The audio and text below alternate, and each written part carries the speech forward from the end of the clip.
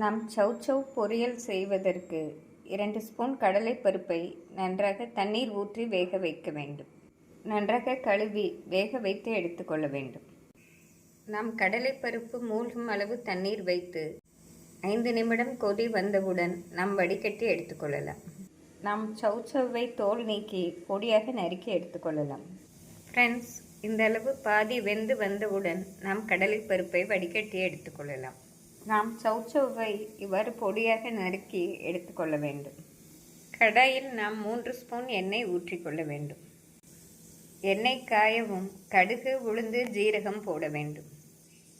கடுகு, ஜீரகம் பொரியவும் நாம் வெங்காயத்தை போட்டு விடலாம்.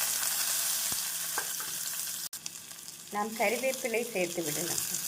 நாம் கறிவேப்பிலை, பச்சை மிளகாய் சேர்த்து விடலாம். ஒரு பச்சை மிளகாயே இதற்கு போதுமானது.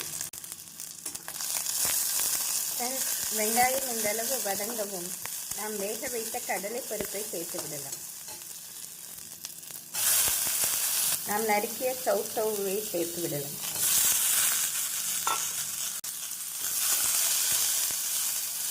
நாம் தேவையான அளவு உப்பு போட வேண்டும். நாம் இந்த அளவு தண்ணீர் ஊற்றி மூடி போட்டு மிதமான தீயில் 5 நிமிடம் வைத்து விடலாம். ஃப்ரெண்ட்ஸ், சௌசௌ 5 நிமிடம் நன்றாக வதங்கிவிட்டது. நாம் 1/4 ஸ்பூன் மஞ்சள் பொடியும் 1/2 ஸ்பூன் குழம்பு மிளகாய் பொடியும் போட்டு நன்றாக கிளறி 1/4 டம்ளர் தண்ணீர் ஊற்றி மிதமான தீயில் வைத்து விடலாம்.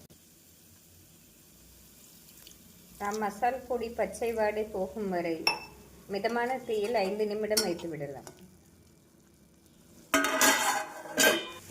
ஃப்ரெண்ட்ஸ், சௌசௌ நன்றாக வெந்து வந்துவிட்டது. நாம் 1/2 கப் தேங்காய் பூ சேர்த்து விடலாம். தேங்காய் பூ சேர்த்து நன்றாக கிளறி சிறிதளவு மல்லி இலை போட்டு நாம் இறக்கி விடலாம்.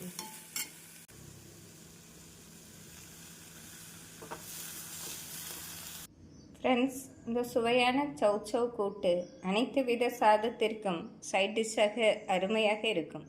இது நாம் சப்பாத்தியுடன் வைத்து சாப்பிட்டாலும் மிக சுவையாக இருக்கும். மிக ஆரோக்கியமான இந்த சௌசௌவை இந்த முறை செய்து கொடுத்தால் குழந்தைகள் விரும்பி சாப்பிடுவார்கள்.